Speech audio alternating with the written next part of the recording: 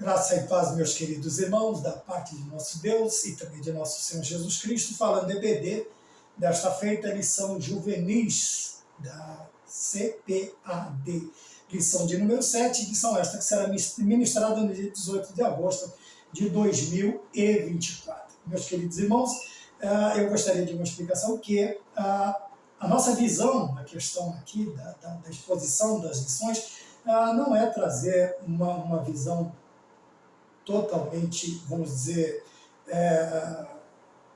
catedrática, não é também usarmos termos complicados ou uma coisa. Eu quero trazer aqui a vivência, o dia a dia da igreja, né? Tanto quanto membro, enquanto obreiro, a vida, a vivência dos dois lados dentro da igreja. E trazer assim quando Jesus, quando queria falar, ele vai falar sobre o quê? Sobre ovelhas. Jesus fala sobre moedas, então nós temos cobradores de impostos, nós temos criadores de ovelha, nós temos pescadores, nós temos uma infinidade de profissões, né, de situações no contexto em que Cristo está inserido agora para pregar o Evangelho. Veja, essa também é a nossa visão, não é trazer uma coisa, porque em determinado momento Jesus Cristo fala para Nicodemos, olha, se eu te falo, você é um mestre, e eu te falo de coisas da terra, você não entende, imagina se eu falar com você uma linguagem celestial, é que você vai ficar perdido mesmo.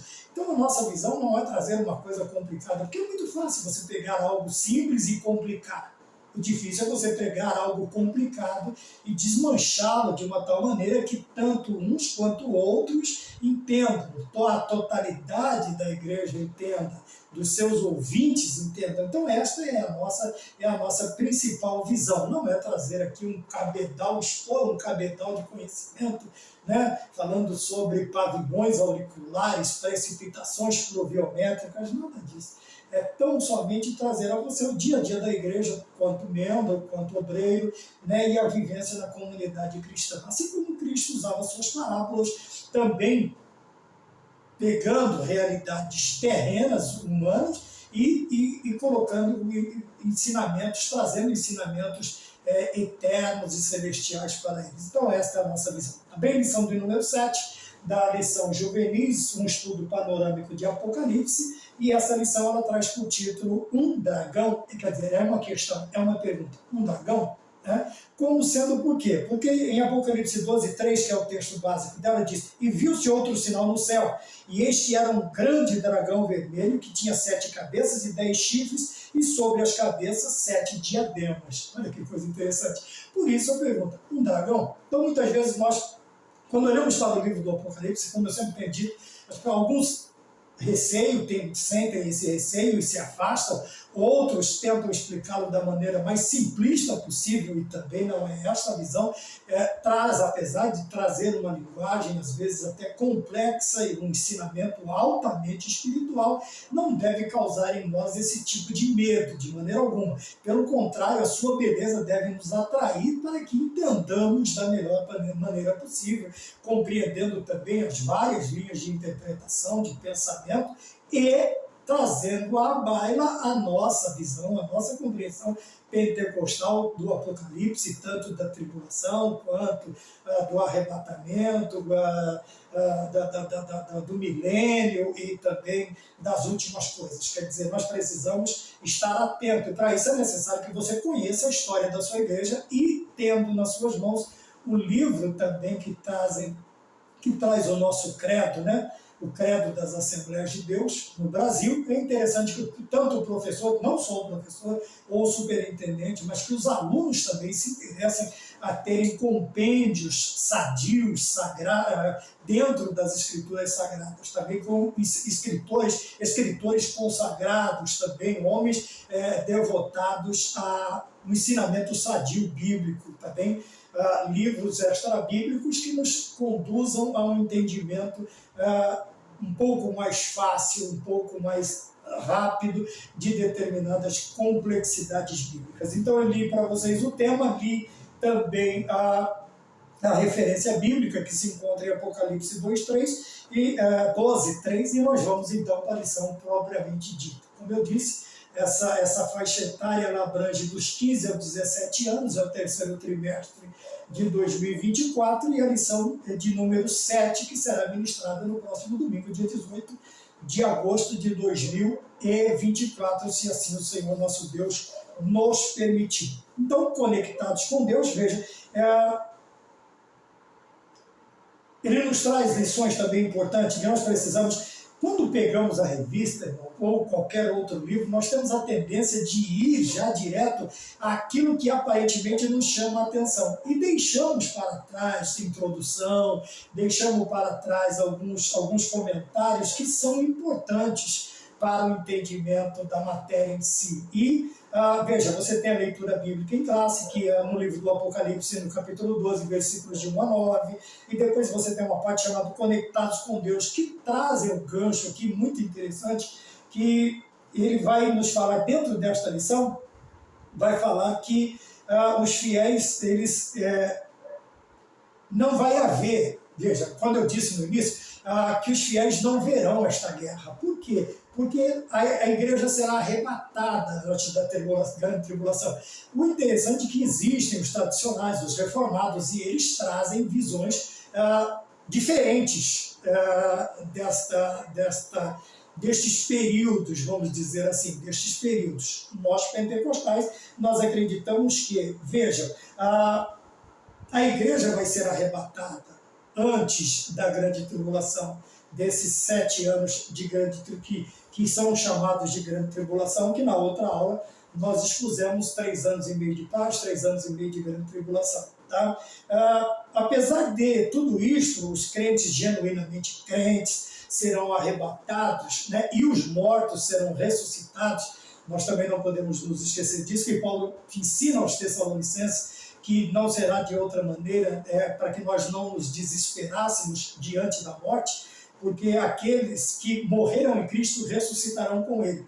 E no arrebatamento, como num piscar de olhos, os mortos serão ressuscitados primeiro, e depois Paulo diz, nós os que estivermos vivos, seremos arrebatados, que é a palavra raptos, que é aquele sumiço no piscar de olhos, a igreja estará, os crentes genuínos estarão, e daqui a pouco não estarão mais, tá bem?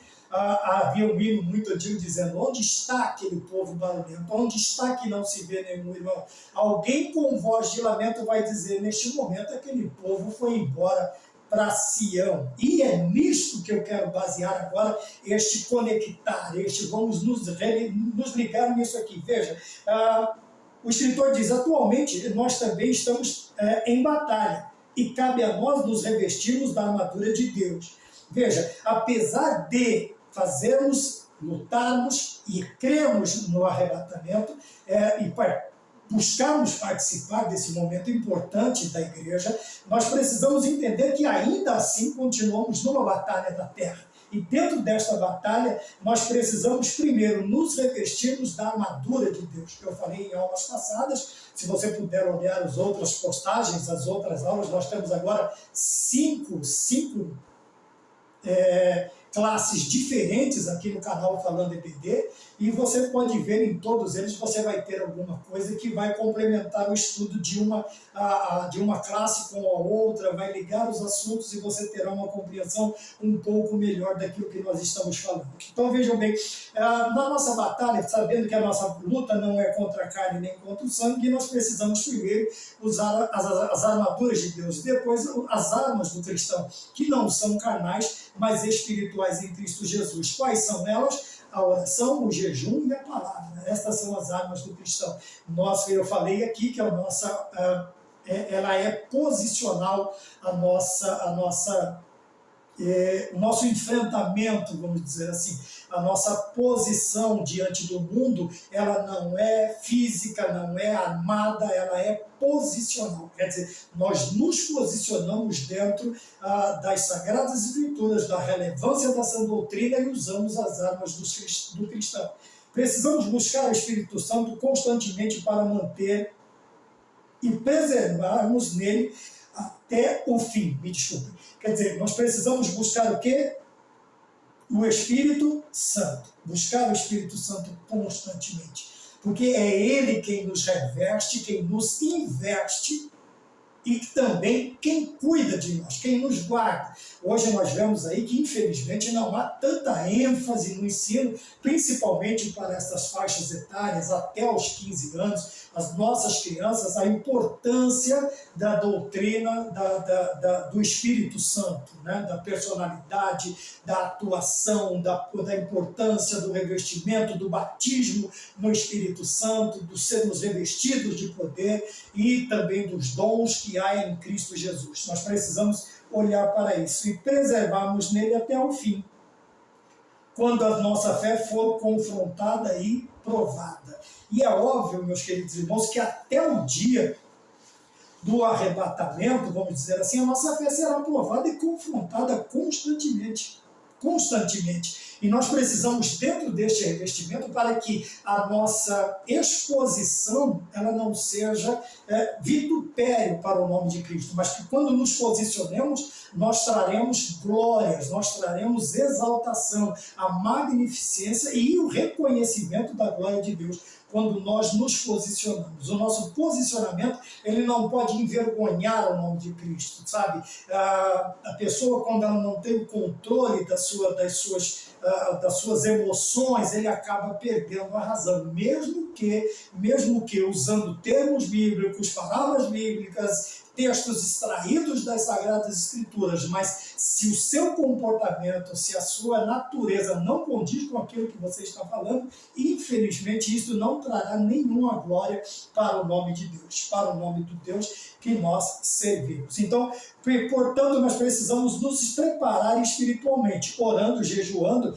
tanto pela nossa vida, como quanto professores, superintendentes, líderes, pastores, né, condutores de rebanho, quanto pela vida de cada um dos nossos alunos, porque este ataque ele está sendo cada vez menos velado.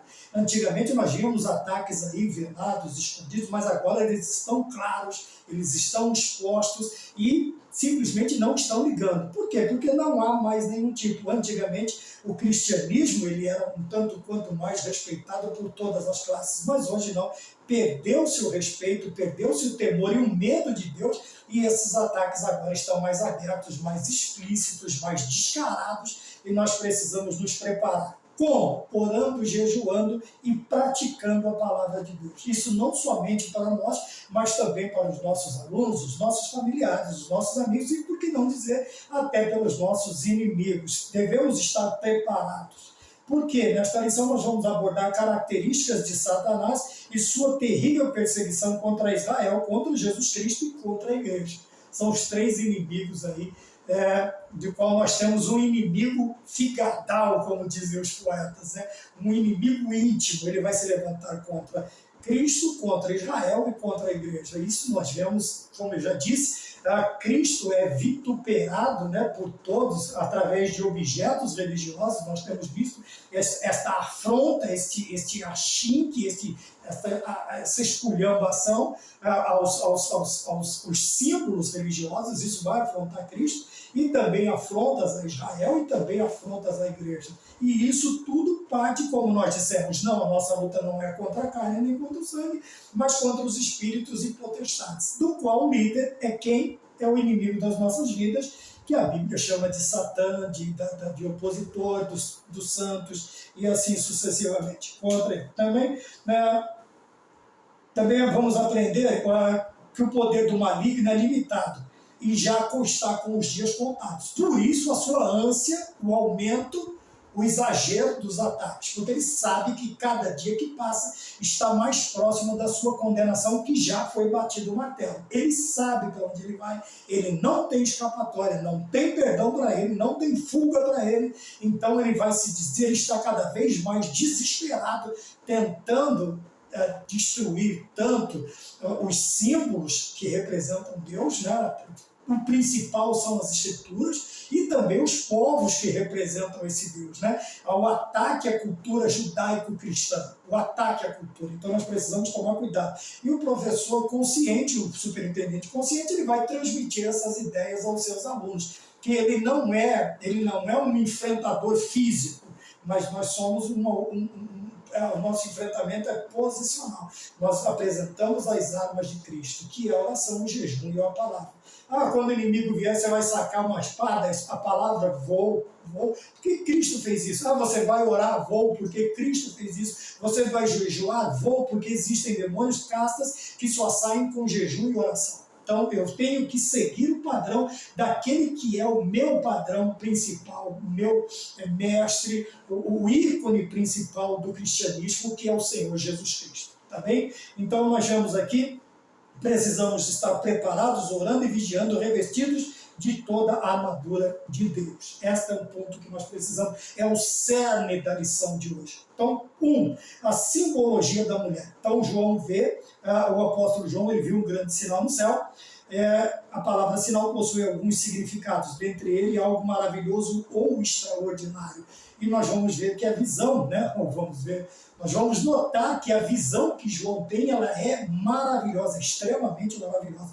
Você vai ver uma mulher gestante, vestida de sol, com os pés sobre a lua e usando uma coroa com 12 estrelas. O detalhe deste sinal, ela está prestes a dar à luz. Fique atento, pois muito a aprender nesta lição. Quando nós olhamos, nós simplesmente não entendemos. Existem várias linhas de tentativa de explicação quanto a esta visão. Nós vamos ver através do catolicismo romano e de tradicionais e de reformados e de outras denominações, de outras igrejas, vamos assim dizer, tentando solucionar, trazer à luz esta visão. Porém, nós temos aqui o ponto de número 1 e o subtópico 1.1. Quer dizer, quem é esta mulher ou quem esta mulher representa? Veja, apesar das inúmeras teorias, você precisa saber que a mulher em trabalho de parto representa a nação de Israel, ponto.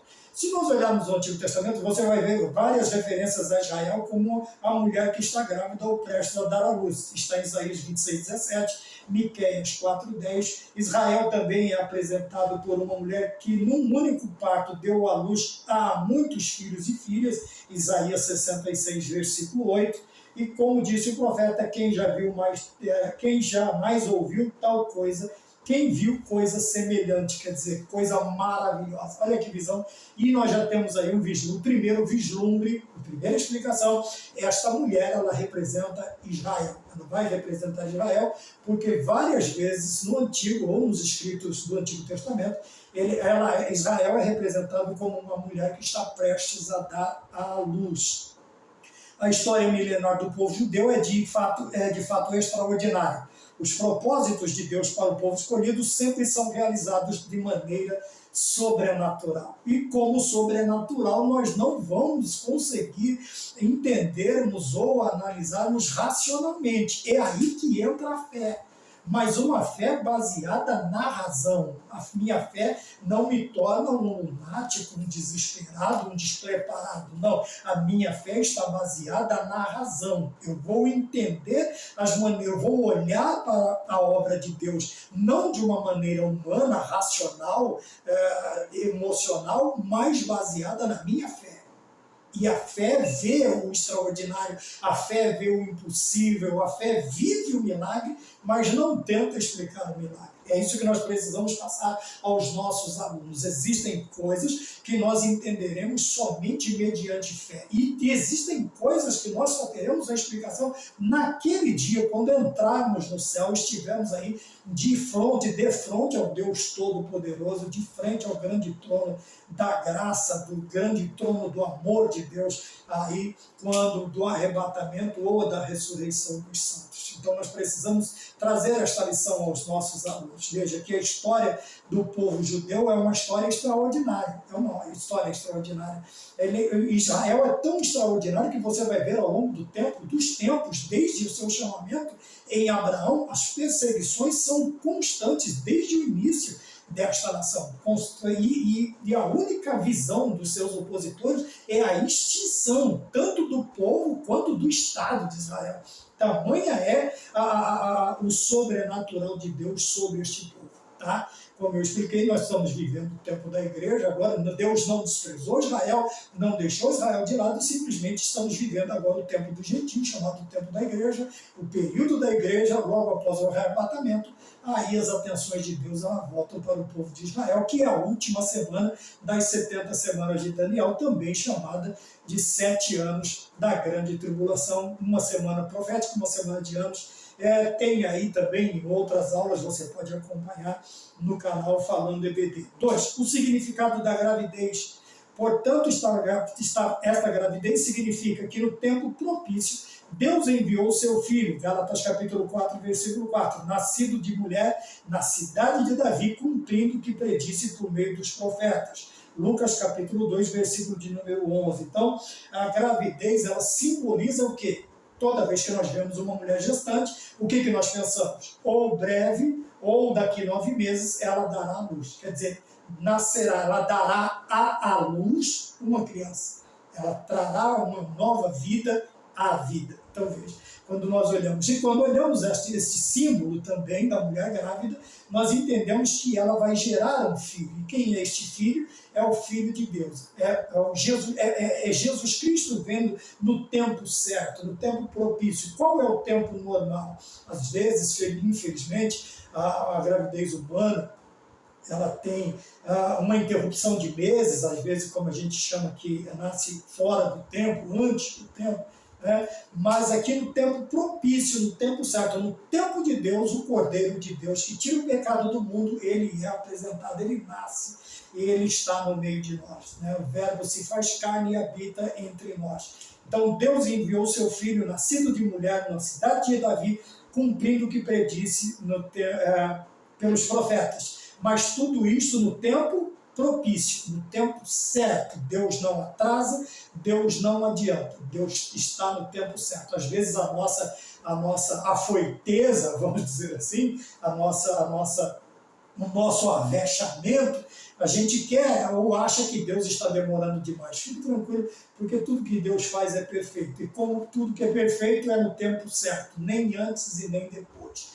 Se você tirar um alimento antes dele estar pronto, você vai comê-lo cru. Se você tirar depois, você vai ter que comê-lo queimado, ou sei lá de que maneira, ou não comer e jogar fora. Mas se você esperar o tempo propício, você terá um alimento gostoso, agradável, que servirá para o seu sustento. Assim Deus trabalha na nossa vida. Se chegar algo na minha vida antes do tempo, eu não estou preparado. E se chegar depois, eu posso ter passado do tempo e não poder aproveitá-lo como poderia. E por isso eu digo, e você também diz, seja feita a tua vontade, tanto na terra quanto no céu. É o tempo propício. Então, o significado desta gravidez é que Jesus Cristo viria ao mundo no tempo propício, nascido de que mulher? Da nação de Israel. Veja que ele vem da linhagem de Davi, ele vem na cidade de Davi, da linhagem de Davi, para ser o Redentor, o Salvador, o Senhor, o Remidor, o Resgatador, e tudo que é de bom na nossa vida. E o melhor de Deus acontece no tempo certo. A sua beleza e esplendor, obviamente da visão da mulher, revelando que a sua verdadeira glória está em refletir a glória de Deus para as demais da terra. A mulher está vestida de sol. Nós veremos a referência ao sol aqui em dois momentos. Primeiro, no resplendor da mulher. Israel, ele transparece a glória de Deus, fazendo o quê? Brilhando, resplandecendo como o sol. Quem é o sol? Nós sabemos que o sol, ele é a representação de Deus. Ele é a representação de Deus. Quando o sol se manifestar, quando o sol, existia também uma música aí antiga, obviamente, totalmente herege, falando de um segundo sol.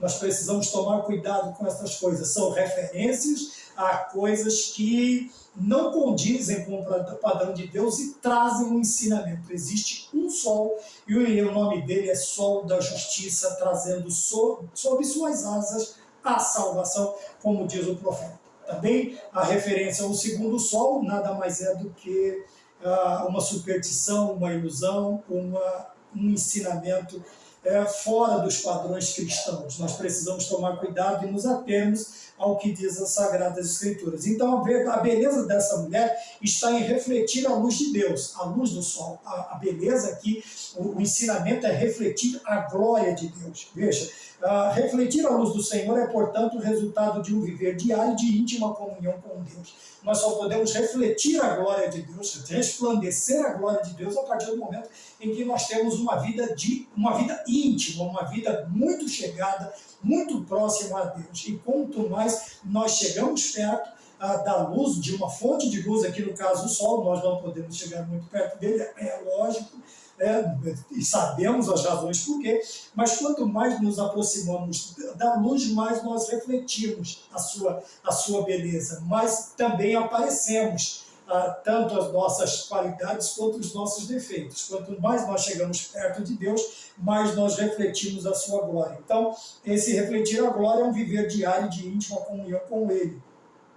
Por isso, estes refletem a sua glória e tornam-se assim como Jesus Cristo. Como Jesus Cristo. Nós vamos resplandecer a glória de Deus, vamos transparecer a glória de Deus a partir do momento em que, quanto mais nós nos achegarmos a Deus, nós mais refletiremos a sua glória, a sua beleza. E a beleza na vida do cristão não está nas suas roupas, não está no seu falar, não está no seu cantar, está em resplandecer a glória, que os homens vejam em nós a glória de Deus, que os homens reconheçam em nós esta característica de que somos representantes de Deus. A lua e a coroa de 12 estrelas. Outra referência à glória do sol é que a lua, ela não tem, quando você vê a lua em todo o seu esplendor, a lua cheia, a lua dos namorados, a lua dos poemas, a lua das grandes inspirações, ela não está refletindo a sua luz. Ela está refletindo a luz do sol. Por isso ela é demonstrada, é a posição, é o período em que ela está mais próxima, mais diretamente de frente com os raios solares, vamos dizer assim. Então ela parece tão bonita, tão prateada, tão brilhante, tão cheia, ela simplesmente está refletindo a glória do sol. E é assim também na nossa vida.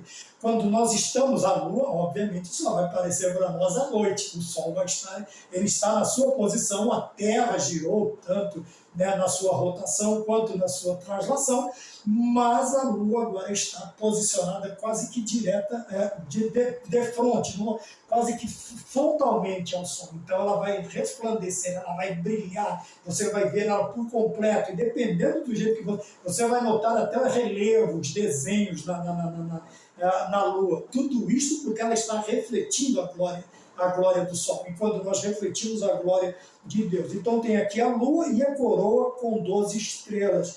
Então ele viu a mulher de pé sobre a lua. Assim como a lua brilha nas noites mais escuras, Israel deve brilhar e confirmar a sua aliança como o povo de Deus durante a grande tribulação. Estamos falando agora do período apocalíptico, tá bem? Em Apocalipse, no livro de Apocalipse, que obviamente será um período de trevas, de perseguição e tudo mais. Então, como a lua reflete a glória do sol, Israel deve resplandecer a glória de Deus na grande tribulação como representante do Senhor. E eis que o sol e a lua, e aqui nós temos uma referência no livro de Gênesis, no capítulo 37, 9, um sonho de José, que é chamado de José do Egito, né, porque toda a sua história, a relevante história da vida de José está toda ela dentro do Egito, né, toda a soberania de Deus, a graça de Deus na vida deste homem, e ele coloca aqui o sonho que José tem, onde 11 estrelas se dobravam, o sol e a lua, e 11 estrelas se dobravam diante dele. Tá bom? A coroa decorada com 12 estrelas representa as 12 tribos de Israel, bem como sua vitória definitiva no tempo do fim. Tá bem? Então nós temos aí uma explicação ainda aqui rápida da mulher, da sua gravidez, da sua gestação, da pisada com seus pés em cima da lua, também a coroa com 12 estrelas e a representação da glória do sol, que ela resplandecia a glória do sol, ainda que bastante rápida. Também ponto de número 2, o grande dragão. Esse dragão também é conhecido como Satanás. Ele é o grande adversário e acusador de Israel e da igreja.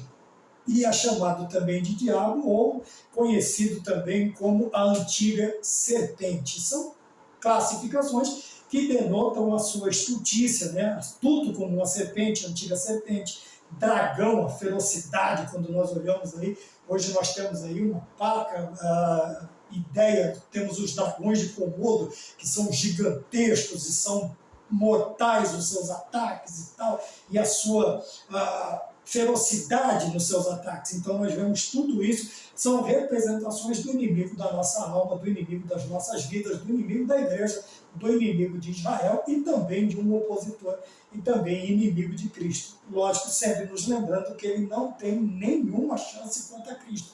Não existe uma luta entre Jesus e o diabo. Uma queda de braço entre Jesus e o diabo. Não existe, queridos irmãos, não existe. Tá bom? Ele simplesmente, com um sopro da boca de Deus, ele desaparece. Ele sabe disso. E a luta dele é contra o calcanhar. Vamos dizer assim, tu lhe ferirás a cabeça e ele te ferirá o calcanhar. Somos nós a coroa da criação. Ele não pode com Cristo, ele vai. Ele até tentou, como nós veremos aqui, a natureza do dragão. Ele até tentou, ele achou que ia vencer como venceu Adão, o primeiro homem. Ele tentou contra o segundo e não conseguiu. Tá bem? Então, ele é um ser pessoal, quer dizer que ele tem personalidade. Então, nós vimos aqui estultícia, nós vimos aqui ferocidade, tudo isso faz parte da personalidade do inimigo. Apesar de não ter um corpo físico, mas ele é dotado de personalidade, de característica, tem identidades que revelam a sua natureza. Tá bem? Então, ele é um ser pessoal, por isso esse ser maligno e mentiroso age contra os eleitos de maneira feroz e desprezível, sabendo que tem pouco tempo. Já falei no início que toda a ferocidade dele, agora sabendo que ele está muito mais perto de ser lançado no lago de fogo de enxofre. Obviamente tem a história antes disso, né? Nós temos o milênio, depois tem a soltura dele, no capítulo 20 de Apocalipse, mas para um ser imortal, ele não é eterno. Eterno é só Deus Pai, Deus Filho e Deus Espírito Santo. Toda a resto da criação, seja humana ou inumana, são imortais. E no homem a questão da imortalidade está no psique, na alma, porque o corpo é mortal. Tá bem? Volta ao pó que deu. Então vamos mais adiante. Ponto de número 2, subtópico 2.2, visto como um dragão vermelho. Satanás é chamado de homicida. A cor avermelhada representa o pecado, a violência, bem como o sangue das vidas que foram destruídas por ele. Tá bom? A questão do vermelho, nós precisamos sempre tomar cuidado com o contexto, porque também nós temos aí a absolvição através do sangue carmesim de Cristo Jesus. Tudo é a questão. Professor, por favor, superintendente, preocupe-se sempre em ensinar ao aluno a observar o contexto, onde se localiza a palavra, a frase, o nome, para que não tenhamos aí exegeses equivocadas, exegeses, né, onde a homilia, a homilética, ela saia de forma errada, errônea. Nós precisamos nos preocupar com isso. Mas a cor avermelhada do dragão representa aí a violência, ele é o homicida, ele é chamado de homicida e pai da mentira desde o princípio, representa o pecado, a violência, bem como o sangue das vidas que foram destruídas por ele. 3 e último tópico, o poder de Satanás. A questão do poder, nós vamos ver aqui a cabeça, 10 cabeças, 10 coroas, 7 chifres, e a pergunta é, ele é realmente desta maneira? Ou o Senhor, ou na visão, João, ele teve esta representação para que ele pudesse entender. Sempre nos lembrando que a visão simboliza a natureza e o poder deste ser.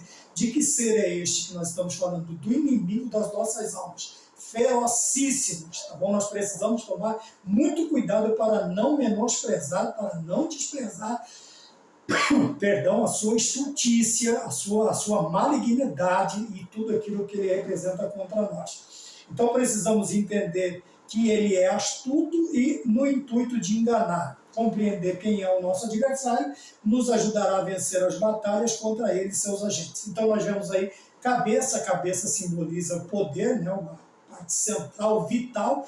Então, quando ela vai falar do ataque do inimigo, quando é anunciado a mulher, diz assim, a sua semente ele vai ferir o seu calcanhar e esse pisará a sua cabeça. Então, veja, quando fala de cabeça, fala de autoridade. São 10 cabeças, 10 coroas, fala de soberania, de poderio, de domínio, né? O dragão sempre dominou as nações, sempre regeu sobre as nações, e os chifres falam de poder, as pontas, a Bíblia fala chifre, pontas. Toda vez que nós vamos ver referências a isso, nós vamos ver referências ao poder, à força, né? Capacidade, poder. Tá bem? Então, quando nós compreendemos toda esta visão, nós entendemos aí a que ponto o inimigo pode chegar contra nós. 7 cabeças, representa o quê? O número 7 em hebraico dá a ideia de completude, tá bom? É a visão do escritor. Ele é inteligente, ardiloso, habilidoso para lidar com a natureza humana a fim de destruí-la. E onde está essa ardilosidade? Ele sempre vai tocar naquele ponto que mexe com o seu egocentrismo, com o seu orgulho, vai mexer com a sua vaidade, vai mexer com o seu narcisismo. É por isso que nós precisamos nos revestir de humildade. Foi a lição dos juvenis. Precisamos nos revestir da humildade, da obediência, de estar debaixo de princípios imutáveis de Deus. Mas quando não, ele vai dentro dessas 7 cabeças, dessa inteligência, dessa ardilosidade, dessa habilidade dele em mexer com o nosso ser. Ele sabe onde, ele sabe o que nos provoca, ele sabe o que nos chama a atenção, e nós precisamos estar revestidos de poder para esta batalha, certo? Os 10 chifres simbolizam sua força, poder espiritual, que não devem ser subestimados. Acabei de falar sobre isso. Contudo, nós não precisamos ter medos. Por quê? Porque toda a sua força ela está limitada a Deus. É como se fosse um animal preso a uma corrente. Ele vai até onde a corrente alcança. No caso aqui, todo esse poderio do inimigo, poderio porque Deus é todo poderoso, é o El Shaddai, ele tem a sua força, mas a sua força é limitada pelo poder de Deus, tá bem? Pela autoridade de Deus. Ele só pode ir até onde Deus deixa. Veja que ele vai agir na vida de Jó, ele pede permissão, mas Deus dá limite. Você faz isso, mas não faz isso. Toca nisso, mas não toca naquilo. Veja que Deus coloca limites, fala, vai devagar, porque é meu servo. Tá bem? Ele viu, e Deus conhecia Jó. Foi mais para o diabo conhecer a Jó e Jó se conhecer. Tá bem? Quando Deus nos coloca em provas, não é para nos conhecer, porque Deus sabe quem nós somos. Ele sabe até onde podemos ir. Ele sabe até onde podemos resistir. Quando temos provas, quando enfrentamos lutas, é para nós nos autoconhecermos e o inimigo também conhecer quem são os verdadeiros servos de Deus. Então, as 7 coroas revelam que Satanás é o monarca. O Evangelho de João chama ele de príncipe deste mundo, bem como homens e mulheres que se curvam diante deles. Isto é mais do que explícito. Hoje nós vemos aí declarações explícitas em redes nacionais de homens e mulheres que se declaram abertamente servos de Satanás, adoradores de Satanás, satanistas e uma infinidade de coisas. Antigamente era limitado por determinados padrões de cultura, pela cultura vigente. Hoje não, parece que a cultura, o respeito, os bons costumes estão totalmente fora de modas. Então essas pessoas aí se declaram, falam abertamente, defendem, publicam o que nós não podemos fazer muitas vezes. Nós não podemos nos declarar cristãos, servos de Jesus Cristo, falar do nome de Jesus Cristo, mas as pessoas publicam abertamente que são satanistas e não sofrem nenhum tipo de sanção. Não é por causa disso que nós vamos deixar de pronunciar, de citar e de pregar o bom nome de nosso Senhor Jesus Cristo. Tá bem? 4 e último tópico, qual é o propósito? O propósito do inimigo logicamente, das nossas almas, é destruir o Filho de Deus e os seus santos. Então são duas coisas impossíveis. Que ele destrua o Filho de Deus, não há nenhuma possibilidade, como diz um comediante nordestino, não tem nem perigo disso acontecer, tá bom? Que é destruir o Filho de Deus e os seus santos. Porque a Bíblia diz, e se possível fosse, enganaria até os escolhidos. E se possível fosse, esse indica condição, quer dizer que não há nenhuma condição para que um servo legítimo de Deus, genuíno de Deus, seja enganado ou destruído pelo príncipe das trevas, o príncipe deste mundo, e assim as suas classificações na terra. Então nós vemos qual é o propósito dele, é destruir tanto a Cristo quanto aos santos de Cristo. E ele não vai conseguir. Nós vemos isso na visão do Apocalipse, que ele vai arrojar num determinado período aí um rio, né? E aparecerá dois anfíbios, isso é uma história para mais para frente. Quais são as estratégias? Ele usa meios para frustrar a promessa de Deus feita no jardim do Éden. Ele tentou tentar destruir Israel a fim de impedir o nascimento de Jesus Cristo. Então nós vemos que ele tentou lá no Éden, mas Deus não tem um plano B, não existe. Deus já sabia que Adão e Eva fracassariam, e neste propósito, o plano de Deus caminhou calmamente, tranquilamente, porque o Senhor já, como sendo onisciente, ele já estava preparado para isso, e preparou e projetou o seu plano de salvação do homem, já contando com a queda deles. Deixou que o livre-arbítrio deles dois tomasse conta. E eles deixaram que essa liberdade fizessem com que eles desobedecessem a Deus. Tá bem? É uma ideia errônea do livre-arbítrio. O livre-arbítrio não me dá direito de escolher o errado. Me dá o direito de tomar uma posição, de ponderar e escolher o certo, que é fazer a vontade de Deus. Esse é o livre-arbítrio. Tá bom? Correto. Depois ele tenta destruir Israel a fim de impedir o nascimento de Jesus. Como? Matando as crianças no Egito. O faraó deu ordem para que as parteiras eliminassem todos os bebês do sexo masculino. É de onde sai a história de Moisés. Agora Moshe, tirado das águas, ele agora acontece, e a filha de Faraó, ela se encanta pelo menino, e o menino é levado pela irmã para a mãe cuidar. Nós vemos a soberania de Deus, tá bom? Mais adiante, o que ele faz? Ele afronta a Cristo na tentação, ele tenta inverter a situação, ele tenta derrubar o segundo homem, o segundo Adão, como a Bíblia diz, mas ele não consegue. Ele afronta a divindade de Cristo, lhe dando algumas opções que Jesus Cristo ele rechaça através da palavra, citando a palavra. Tá bem? E no final ele também tenta impedir que Jesus Cristo seja crucificado e não consumasse a nossa salvação. Lógico que a consumação está no brado da cruz, está consumado. E tem gente que diz que quando quando Jesus Cristo tomba, entrega a sua vida, ele não morre, ele entrega a sua vida, houve uma festa no inferno. Olha, irmãos, isso é totalmente descabido, que a intenção do maligno foi sempre tirar Jesus da cruz. E agora Jesus morre na cruz, vamos dizer assim, morre na cruz, e o diabo vai fazer festa. Ele sabia que agora a cabeça dele, a promessa do Gênesis, se cumpriria agora. Agora eu vou lá e digo para ele: ei, cadê? Ele está lá embaixo da mesa, pisa na cabeça, pega a chave da morte e do inferno, e é dado o brado de vitória. Onde está a morte, o seu aguilhão? Porque o aguilhão do pecado, da morte é o quê? É o pecado. E o pecado na cruz foi vencido pela fé. Podes tu vencer também. De certeza ao ser vestido, e receberás coroa além. É o hino da harpa cristã. Então ele tenta impedir que Jesus Cristo vá para a crucificação, porque a consumação, o princípio e o fim, o nascimento, o fim da consumação da promessa é Cristo entregando a sua vida na cruz do Calvário e dando o brado da vitória: está consumado.